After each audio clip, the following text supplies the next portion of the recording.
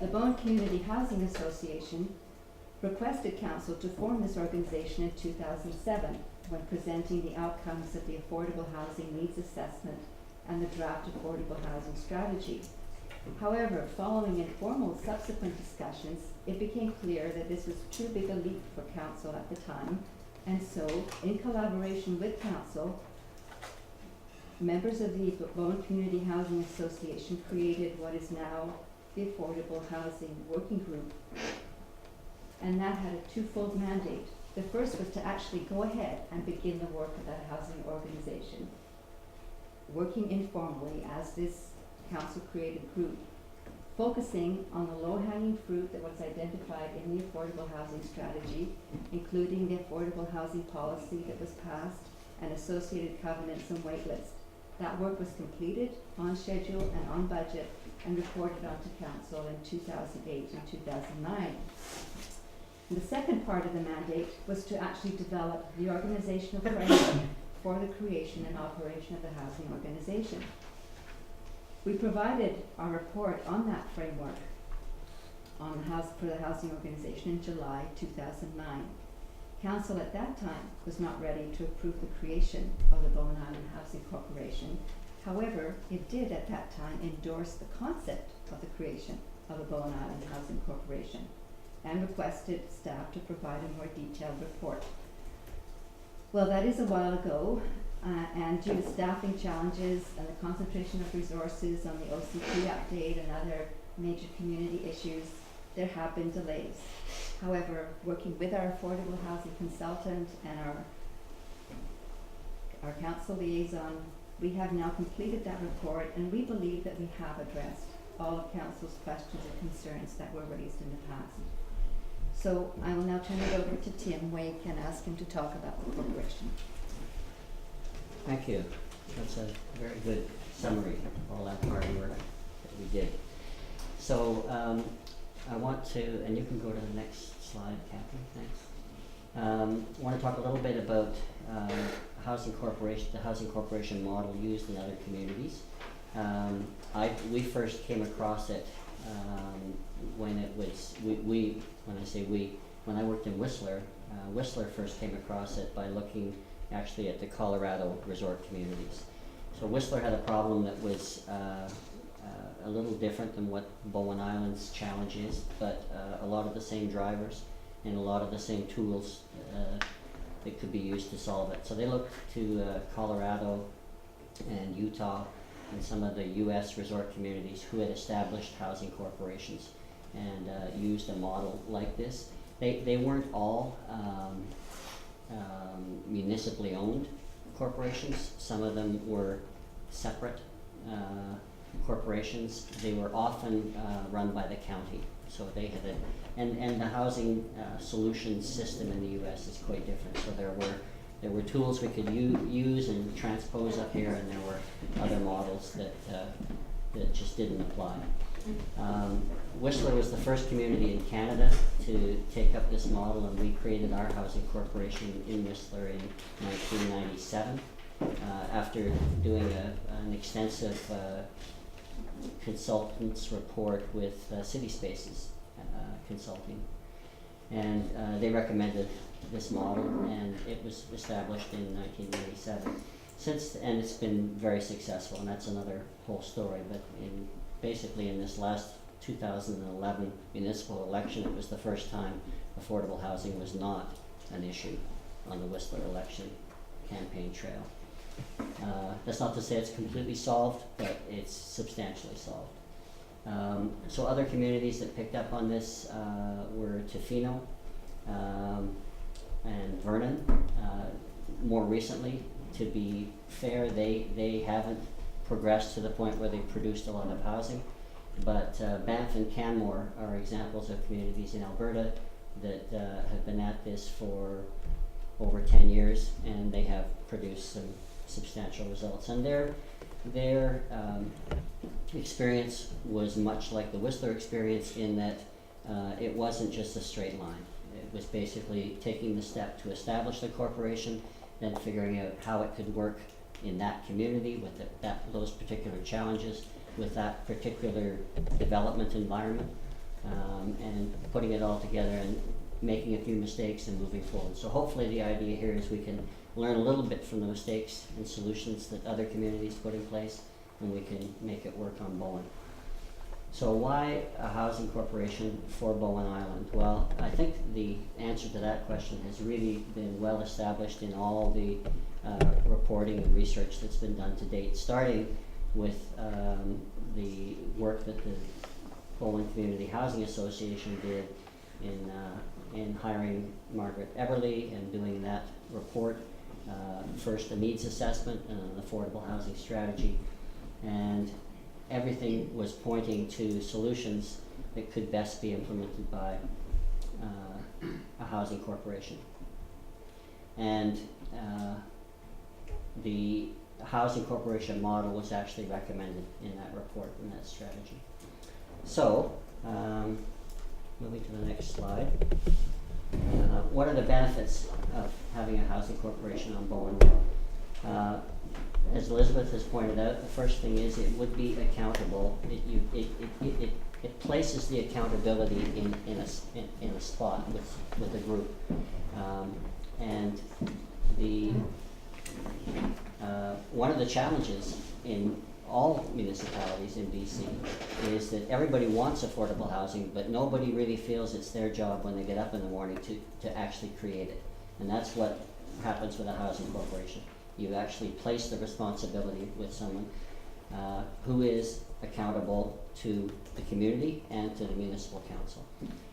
Initially, they're accountable to their board of directors, who are hopefully a group of people who collectively have the expertise to create housing.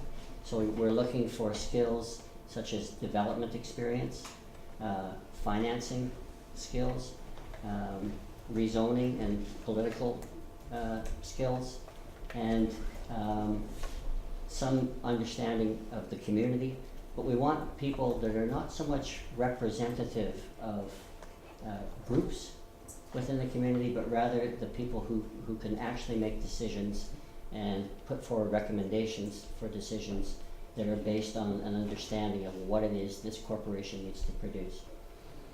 How does the corporation move forward? It creates partnerships. And we've talked extensively about this in the past. The way the communities have been successful in achieving housing is by creating a three-way partnership. A partnership between the community, represented by the municipality and the municipal government, the private sector, represented by the development community and the financial community, and a non-profit, in this case, the Bowen Island Housing Corporation. And those three can work together around the same table to create housing. This is a different model from the typical traditional development model where you just have the developer and the municipality. That is a profit-driven model. The developer has a clear incentive to create projects based on basically a profit incentive. And the municipality has a clear incentive to have that development move forward in a way that's going to be beneficial to the community.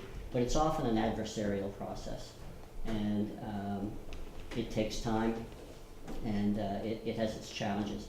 When you introduce the fact that there's no profit to be made on affordable housing, that model doesn't work anymore. And that's where you enter the nonprofit, the third party. And that's what the Bowen Island Housing Corporation will do. So this corporation will work with the developer and with the municipality to come up with a solution that's going to work for Bowen. It requires working with the developer to find something that's going to allow them to move forward with their development, to make their profit, to complete, to succeed, at the same time as delivering some affordable housing. The corporation works with the municipality in the sense that it has a good understanding on behalf of the municipality what it is the community needs in the way of affordable housing. Is it rental? Is it ownership? Is it one-bedroom suites? Is it single-family homes? Is it duplexes? What is it? Townhomes? So, this corporation will advise council, really through the form of recommending projects. So the notion is that the housing corporation works with the developer, brings a project forward to council, often involving a rezoning, because that's where the lift comes from. And council then considers it, staff makes sure it meets all the requirements of the community. Once it gets approved, it moves forward. So there are some other benefits to having a housing corporation. One is the continuity of service. In other words, you have one organization that is charged with delivering the housing, keeping track of it, looking at if there are covenants in place, looking after the covenants, working forward.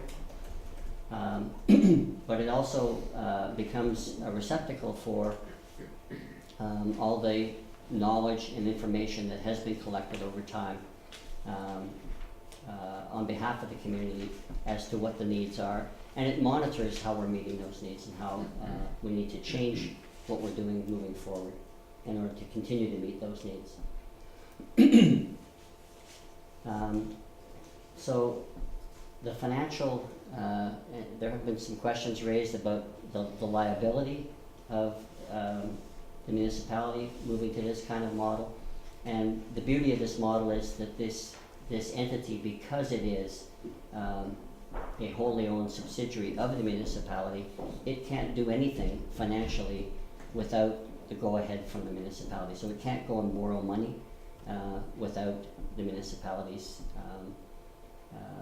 permission, without council's approval. It can't go out and start building a project without council's approval. So the financial authority is still there with council. It is a mechanism to limit the municipality's liability.